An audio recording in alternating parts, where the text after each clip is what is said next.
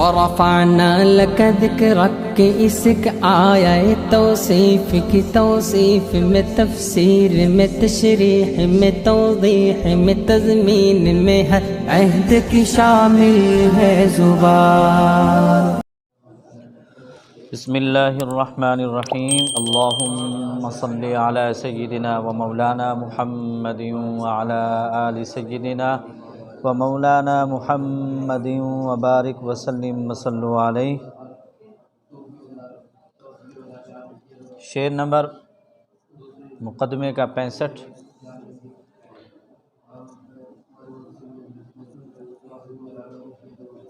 اب یہاں پر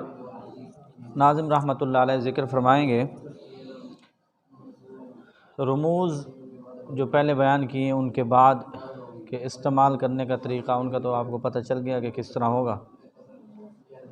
فرماتے ہیں کہ وسوف اسمی حیث یسمع نظمہ بہ موضحا جیدا معما ومخولا، اور عن قریب، وسوف اور عن قریب، اسمی میں نام لوں گا، حیث جہاں پر، یسمع گنجائش ملے گی، گنجائش دے گی مجھے نظم، نظم ہو اس کی نظم یا میری نظم،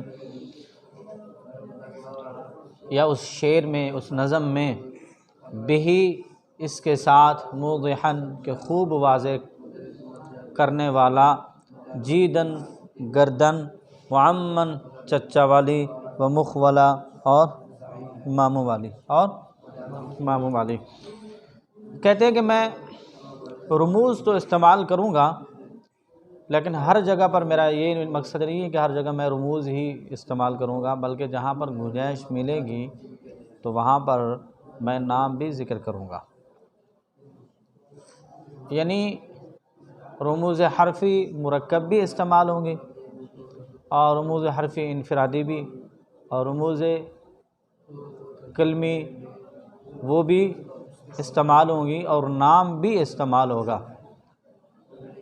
ہر جگہ پر یہ نہیں ہو سکتا کہ صرف رموز حرفی استعمال ہوں یا کلمی ہوں یا صرف وہ ہوں یا صرف نام ہو، تو ایسا نہیں ہوگا، بلکہ جس جگہ رموز حرفی یا رموز کلمی یا وہ بیان کریں گے تو وہ اختصار کی وجہ سے، تاکہ وزن شعری بھی صحیح رہے اور اس میں گنجائش بھی نہیں ہوتی نام بتانے کی، تو اس وجہ سے وہ رموز استعمال کریں گے، اور جس جگہ گنجائش ہوگی نام بتانے کی قاری کا یا راوی کا، تو وہاں پر کہتے ہیں میں صاف واضح طور پر نام اس کا لے لوں گا، مازنی یا یحسبی یا عاصم، ٹھیک ہے، یا حفصہم، جس طرح حفص ہے یا حفصہم ہے، ٹھیک ہے، یہ بھی ذکر کر دیں گے، یعنی جہاں پر ان کو گنجائش ملے گی۔ اور کہتے ہیں کہ وہ اس طرح واضح ہو جائے گا نام کہ جس طرح ماموں اور دوسرا کیا جی، چچا والی گردن والا وہ جو لڑکا ہوتا تھا جس کے گلے میں ہار ڈال دیتے تھے، عرب کے اندر ایک دستور تھا کہ ایک بچے کے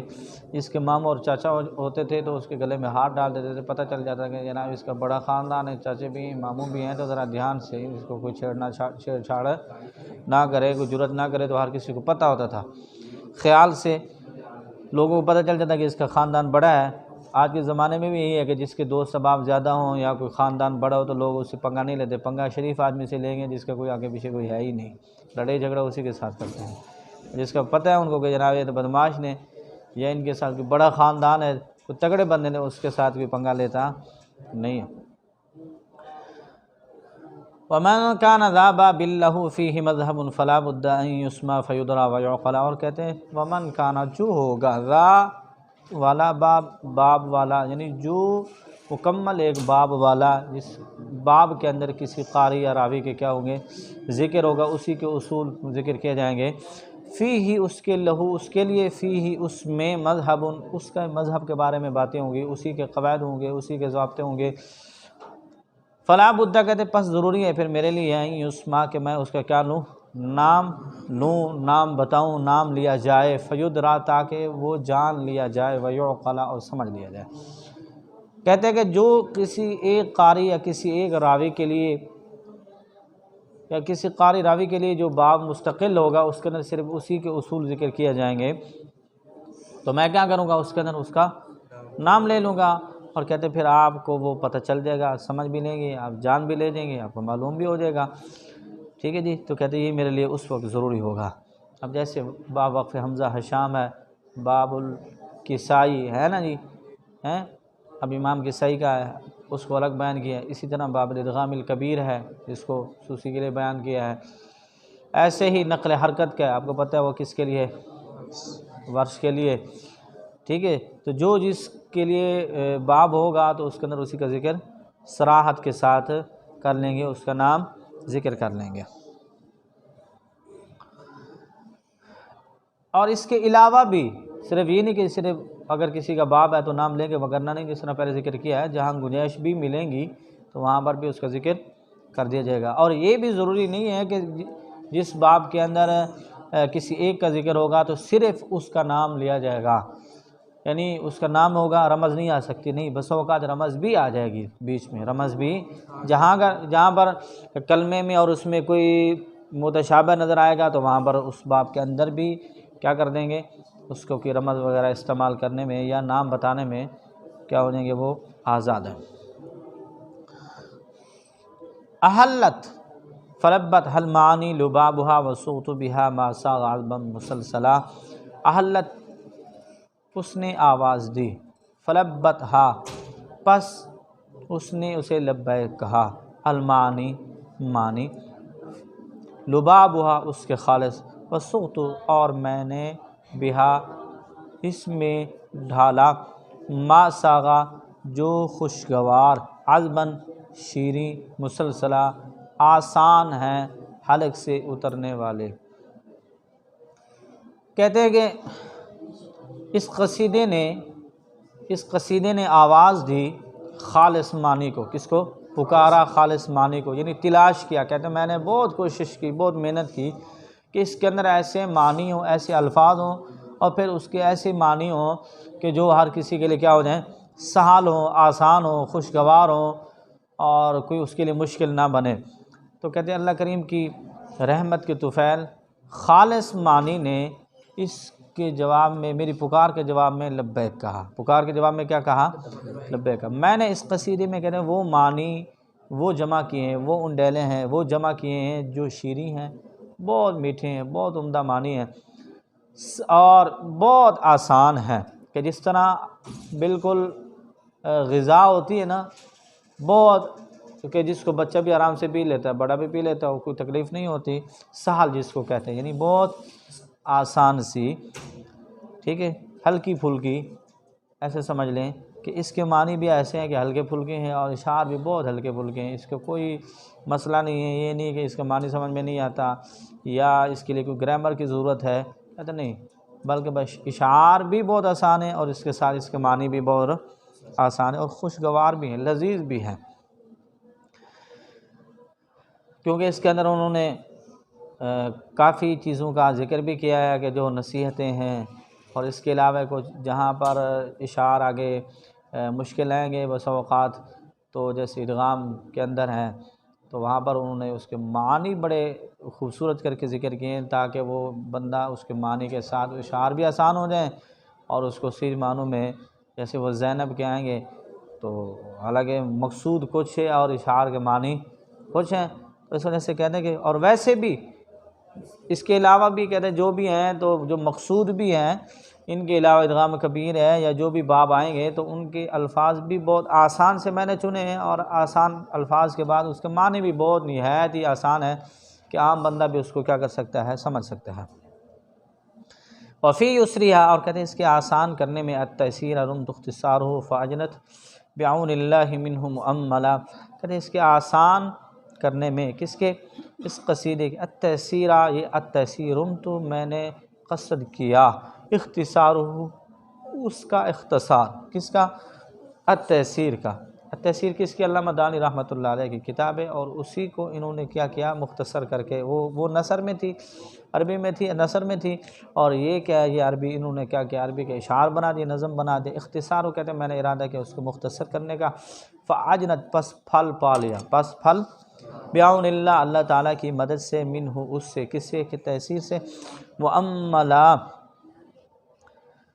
منہ کہتے ہیں اس سے، مؤملا آرزو کا مقام، یا آرزو کا پھل، یا آرزو کا آرزو گاہ، کہتے ہیں کہ میں اس قصیدے کے آسان معنی میں نے کتاب التیسیر کو مختصر کرنے کا ارادہ کیا۔ مختصر کرنے کا کیا بس کہتے اللہ تعالیٰ کی مدد سے نا اس قصیدے نے اس کتاب سے یعنی اس قصیدے نے التیسیر سے اپنا پھل، اپنی آرزو کا پھل، اپنی آرزو کا جو محصل ہے وہ حاصل کر لیا، اور میں نے اس کو کیا کر دیا، مختصر کر کے کیا کر لیا، یہ نظم بنا لیا۔ علامہ دانی رحمۃ اللہ علیہ، ان کا نام جو ابو عمر دانی ہے، اور 444 ہجری میں جو ہے ان کی وفات ہے، اور ان کی جو کتاب قراءۃ السبع میں سند کی حیثیت رکھتی ہے، لیکن اللہ کریم نے مقبولیت اس کتاب کو زیادہ دی، کیونکہ یہ آسان بہت زیادہ ہوگی اس سے بھی، کیونکہ عربی میں عام عبارت کو پڑھنا مشکل ہے اور اشعار کو پڑھنا آسان ہے، وہ جلدی یاد ہو جاتے ہیں، اور عام عبارت آپ کو پتہ ہے اگر اردو کی بھی ہو تو اس کو یاد کرنا بڑا مشکل ہوتا ہے، اگر اردو کے شعر ہوں تو پھر کیا ہی بات ہے، تو عربی کی بھی یہی حالت ہے کہ ویسے اگر ہو تو اس کو پڑھنا کیا ہے، مشکل ہے، اس کو یاد کرنا مشکل ہے، جبکہ اگر اس کے اشعار ہوں تو وہ نہایت ہی آسان ہو جاتی ہے۔ وہ الفاظ اور کہتے ہیں اس کے گنجان درخت زادت بڑھ گئے، بنشری زہر کرنے کی وجہ سے، فوائد فوائد، فلفت پس اس نے چھپا لیا، حیان حیا کی وجہ سے، وجہ اپنا چہرہ، ان کے تفضلہ فضیلت دی جائے۔ کہتے ہیں میں نے ارادہ تو کیا تھا کہ التیسیر کو بھی مختصر کروں گا، لیکن والفاف و زادت بنشری فوائد فلفت حیان وجہن ان تفضلہ، کہتے ہیں اس قصیدے کے مضامین نا بہت ساری ایسے اس کے مضامین ہیں جو التیسیر میں نہیں تھے اور اس کے اندر وہ ہیں، بات سمجھنا، جیسے مخارج و صفات کا باب بھی ہے، اور اس طرح کے اور بھی کچھ ہیں جو کہ اس میں نہیں تھے اور انہوں نے کیا کر لیا یہاں پر اس کو اور بھی بیان کی ہیں۔ تو کہتے ہیں اس قصیدے کو میں نے ارادہ تو یہی تھا کہ تیسیر کو مختصر کر کے نظم بنا لوں، لیکن علمی فوائد میں تیسیر سے بھی یہ کیا ہو گئے ہیں، بڑھ گئے ہیں، یہ کیا ہو گئے، بڑھ گئے ہیں۔ پھر کہتے ہیں فلفت حیان وجہن ان تفضلہ، لیکن ان فوائد نے شرم کی وجہ سے اپنا چہرہ چھپایا ہوا کہ کہیں اس قصیدے کو فضیلت نہ دی جائے۔ اب انہوں نے اس کتاب کی کچھ باتیں بیان کی ہیں نا، تو یعنی اس کے بارے میں کہ یہ اس کے باب اور اس کے اندر یعنی تیسیر کو مختصر کرنے کے بعد یہ جو میں نظم بنائی تو نظم کی کچھ تعریفیں اس کے اندر آ گئی کہ میں نے اختصار کیا تو یہ بہت آسان ہے اور بہت سہل ہے معنی کے لحاظ سے بھی، اور اس طرح کی ساری باتیں بیان کرنے کے بعد نا آگے پھر کہتے ہیں مجھے نا شرم آ رہی ہے اس بات کی کہ میں نے ارادہ تو کیا تھا کہ اختصار کروں گا، لیکن جو اصل کتاب سے میں نے اخذ کیا اب اس سے بھی یہ زیادہ ہوگی، اس سے بھی کیا ہوگا، یہ زیادہ ہوگا، کہ جس طرح مثال کے طور پہ اگر شاگرد استاد سے بڑھ جائے نا کسی معاملے میں تو استاد ہمیشہ استاد ہی ہوتا ہے، تو پھر بھی شاگردوں کو استاد کے سامنے شرم آ جاتی ہے، کیا آ جاتی ہے، شرم آ جاتی ہے ادب کے لحاظ سے، ٹھیک ہے، اس لحاظ سے نہیں کہ میں کیوں بڑھ گیا ہوں، بلکہ کس لحاظ سے، ادب کے لحاظ سے، کہ پھر بھی میں نے شاگرد تو نہیں کہوں نا۔ تو اسی طرح علامہ شادی رحمۃ اللہ علیہ فرما رہے ہیں کہ جو بھی ہے پھر بھی میں نے ان کی کتاب کو مختصر کیا ہے، ٹھیک ہے چند باب میرے ان سے زیادہ ہو گئے ہیں، اپنی کثر نفسی اور اپنے آپ کو کم تر بنانے کے لیے لوگوں کے سامنے اس چیز کو ذکر کیا کہ اس کے فوائد زیادہ ہو گئے، لیکن مجھے کیا آ رہی ہے، اس کی شرم آ رہی ہے، اور اس کے علمی فوائد اور بھی بہت سارے ہیں، رموز کا جیسے جامع پہن لیا، رموز وغیرہ استعمال ہے، مقدمے کے اندر کافی سارے چیزوں کا ذکر ہے، اس طرح باب مخارج ہے، ٹھیک ہے، تکبیرات کا بیان ہے، تو یہ چیزیں التیسیر میں موجود نہیں ہیں، یہ اضافی چیزیں ہیں۔ اس کے علاوہ اور بھی کچھ ایسی چیزیں ہیں کہ جن کا ذکر علامہ شابی رحمۃ اللہ علیہ نے کیا ہے،